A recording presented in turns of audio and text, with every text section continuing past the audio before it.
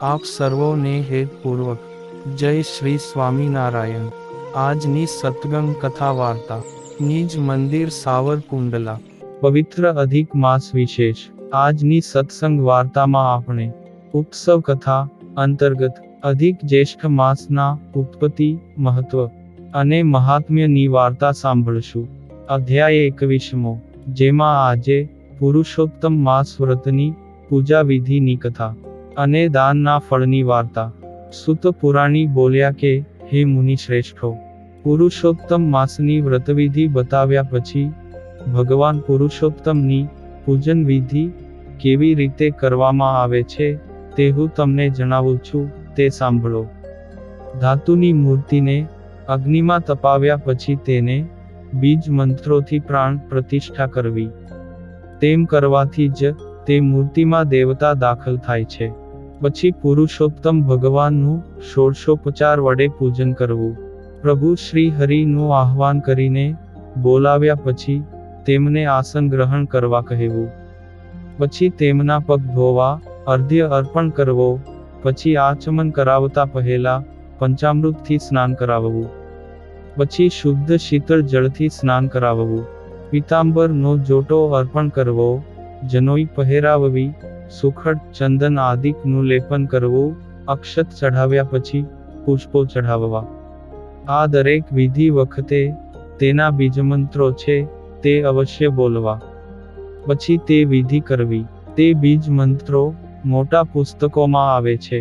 આટલી વિધિ પત્યા પછી અંગ પ્રત્યંગની પૂજા કરવી, જેમ કે ચરણની પૂજા, ઘૂંટીઓની પૂજા, ઢીંચણોની પૂજા, જાંઘની પૂજા, કેડની પૂજા, લિંગની પૂજા, નાભિની પૂજા, હૃદયની પૂજા, કંઠની પૂજા, બાહુઓની પૂજા, મુખની પૂજા, નેત્રોની પૂજા, મસ્તકની પૂજા। આ દરેક અંગની પૂજા ક્રમબદ્ધ રીતે કરતી વખતે તેના જે અંગોના બીજ મંત્રો છે તે અવશ્ય બોલવા। આમ પ્રતિમાના સર્વ અંગોની પૂજા કરવી। આટલું કાર્ય થયા પછી સુગંધી ધૂપ અર્પણ કરવો, હોમ કરવો, નૈવેદ્ય ધરવું, જળપાન કરાવવું, શ્રીફળ ધરવું, સોપારી ને કપૂરથી યુક્ત નાગરવેલનું પાન ધરવું, દાન કરવું। પછી આરતી ઉતારવી, પ્રદક્ષિણા કરવી, પુષ્પાંજલિ અર્પણ કરવી, છેલ્લે નમસ્કાર કરવા। આ બધી વિધિ માટે જે તે બીજ મંત્રનો ઉપયોગ કરવો। હે દેવોના દેવ, મેં જે પૂજન કર્યું છે તેમાં કોઈ દોષ રહી ગયો હોય તો ક્ષમા કરી આ પૂજનને સંપૂર્ણ સ્વીકારી લેજો। એમ બોલી નામ મંત્રો પછી સ્વાહા લગાવી તલનો હોમ કરવો। આખો પુરુષોત્તમ માસ ભગવાનનો અખંડ દીવો પ્રતિમા આગળ બળતો રાખવો। આવી રીતે ભગવાન શ્રી વિષ્ણુનું ભક્તિભાવથી પૂજન કરનારા આ લોકમાં અનેક પ્રકારના સુખને ભોગવીને પ્રભુના પરમધામ વૈકુંઠ લોકમાં જાય છે। ઇતિ શ્રીમદ બૃહન્નારદીય પુરાણમાં પુરુષોત્તમ મહાત્મ્યનો પુરુષોત્તમ ભગવાનની પૂજન વિધિ નામે 21મો અધ્યાય સંપૂર્ણ। હવે સાંભળીએ પુરુષોત્તમ માસની દાનના ફળની પાવનકારી વાર્તા। એક ગામમાં પટેલ અને પટલાણી રહેતા હતા। તેમને એક દીકરો હતો। પટેલ અને તેનો દીકરો સવારે ખેતરમાં જાય, તે સાંજે ઘરે આવે ને પટલાણી ઘરનું કામકાજ પતાવી ભોજન તૈયાર કરી પતિ અને દીકરા માટે ભાથું લઈને જાય। ત્યાં બપોરે ત્રણેય સાથે બેસીને જમે। જમ્યા પછી થોડો આરામ કરી ત્રણેય કામે લાગી જાય ને સંધ્યા સમયે ત્રણેય ખેતરથી ઘેર આવી જાય ને ભોજન કર્યા પછી રાત્રે ત્રણેય મળીને ભજન કીર્તન કરે। તે ત્રણેયના મન સાફ હતા, કદીએ કોઈનું ખરાબ વિચારે નહીં। એવામાં પુરુષોત્તમ માસ આવ્યો।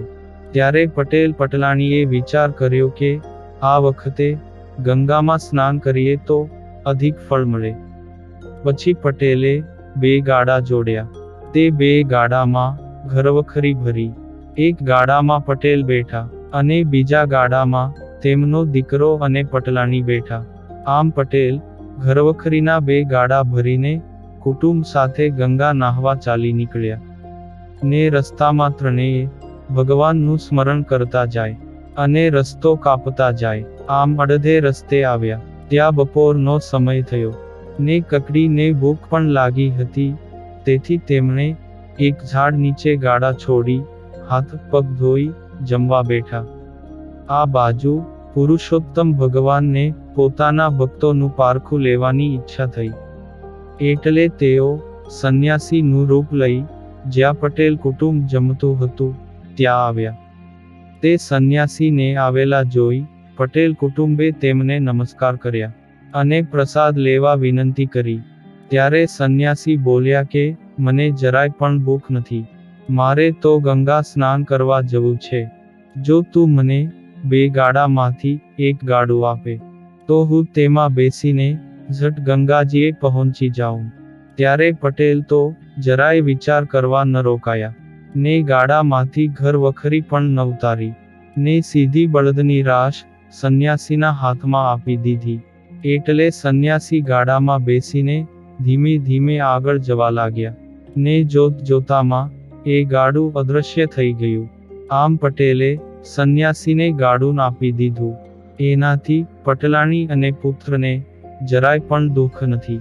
પછી તેઓ બંને પટેલને કહેવા લાગ્યા કે ગંગા નદી હજી ઘણી દૂર છે તો ચાલીને ત્યાં પહોંચાશે નહીં, માટે આ ગાડામાં બેસી જાવ.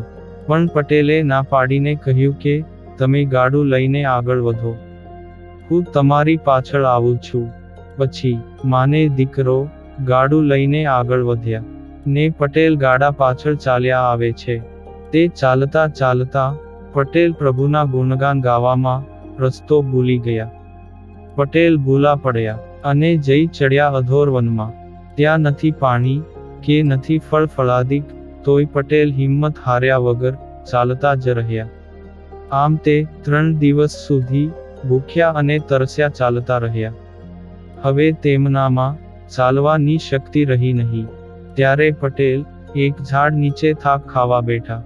ત્યાં તો ધમાકે કરતું એક મોટું ફળ તેમની પાસે પડ્યું. તે પટેલ ફળને હાથમાં લઈ જોવા લાગ્યા. ભૂખ ઘણી લાગી હતી પણ અજાણ્યું ફળ ખવાય નહીં. પછી પટેલ તો થોડો થાક ખાઈ ઊભા થયા. ફળ પોતાની સાથે લીધું અને વિચાર કર્યો કે રસ્તામાં કોઈ મળશે તો પૂછીને ખવાતું હશે તો ખાઈશ, નહીં તો ફેંકી દઈશ. આમ વિચારી તે થોડું આગળ ચાલ્યા કે એક જીર્ણ શિવાલય તેમણે જોયું. તે શિવાલયમાં દાખલ થયા ને ત્યાં બેઠા. 3 દિવસથી ભૂખ્યા ને તરસ્યા શિવજીને યાદ કરતા રહ્યા. ત્યારે શિવજીને પટેલ ઉપર દયા આવી ને તેઓ પ્રગટ થયા. પટેલ શિવજીના ચરણમાં ઢળી પડ્યા. ત્યારે શિવજીએ પ્રસન્ન થઈ તેને કની માગવા માટે કહ્યું. ત્યારે પટેલે જણાવ્યું કે હે ભોળાનાથ, હું 3 દિવસથી ભૂખ્યો ને તરસ્યો છું. જો તમે હા પાડો તો આ ફળ ખાઉં. ત્યારે શિવજી બોલ્યા, આ ફળ વિશે હું કની જાણતો નથી. તો ચાલો આપણે વૈકુંઠમાં જઈ ભગવાન પુરુષોત્તમ નારાયણને પૂછીએ. શિવજીની ઈચ્છા પટેલને વૈકુંઠ ધામના દર્શન કરાવવાની હતી. એટલે શિવજી પટેલને લઈને વૈકુંઠ ધામમાં આવ્યા ને ભગવાન શ્રી પુરુષોત્તમ નારાયણના દર્શન કરતાં જ પટેલ એકદમ તેમના ચરણોમાં ઢળી પડ્યા અને પૂછવા લાગ્યા કે હે પ્રભુ, આ ફળ ખાવું કે ન ખાવું. ત્યારે પટેલ ના બોળપણ ઉપર ભગવાન હસી પડ્યા. તે બોલ્યા કે હે ભક્ત, આ દાનફળ છે, મહાપુણ્યશાળીને જ આ ફળ પ્રાપ્ત થાય છે. તું તારે મજેથી ખા. એટલે પટેલે ફળ ખાધું. તે ફળ ખાતા જ 32 કોઠે દીવા થયા. ત્યાં જ પટેલની નજર પોતાના ગાડા ઉપર પડી. પારો બીજું ગાડું પડ્યું હતું. તેમાં પટલાણી અને તેમનો દીકરો બેઠા હતા. આ બધુંની પટેલે પ્રભુની સાથે જોયું. ત્યારે ભગવાન બોલ્યા કે હે ભક્ત, તે જરાય સંકોચ કે સંકલ્પ વગર ગાડું આપી દીધું. તેના પુણ્ય ફળરૂપ તને અને તારા પરિવારને વૈકુંઠ ધામના દર્શનનો લાભ મળ્યો. હવે તારે વૈકુંઠમાં રહેવું છે કે પૃથ્વી ઉપર જવાની ઈચ્છા છે? ત્યારે પટેલ બોલ્યા, જે હે પુરુષોત્તમ ભગવાન, મને અને મારા કુટુંબને હવે પૃથ્વી ઉપર જવું નથી. અમે તો વૈકુંઠમાં રહીશું. અમૃત માસે નામ ધ્યાન કરી કરે કે જે દાન, વૈકુંઠને સદેહે ભોગવે, ને રહે સાથે ભગવાન. હે પૂર્ણ પુરુષોત્તમ ભગવાન, આપ જેવા પટેલ અને તેમની પત્ની તથા પુત્રને ફળ્યા, તેવા જ તમો આપનું વ્રત કરનારા, પૂજા કરનારા, કથા કહેનારા અને કથા સાંભળનારા સૌને ફળજો.